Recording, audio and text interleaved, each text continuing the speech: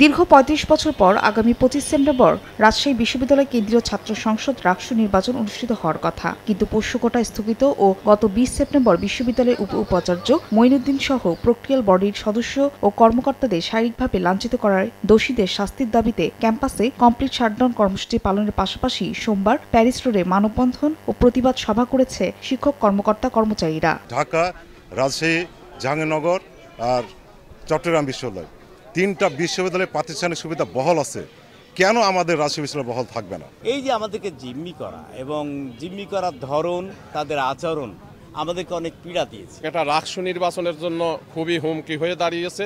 এক্ষেত্রে প্রশাসনও দায় এড়াতে পারবে না।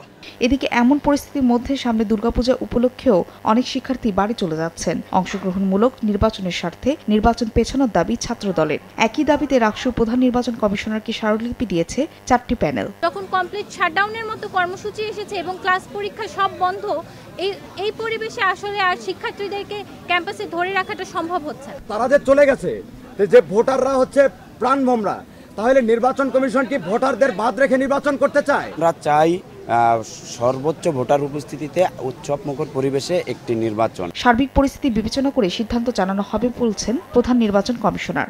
সব বিষয়গুলো আমরা আমাদের মিটিংয়ে নিয়ে এসে তারপরেই আমরা সিদ্ধান্ত জানাবো আপনাদেরকে।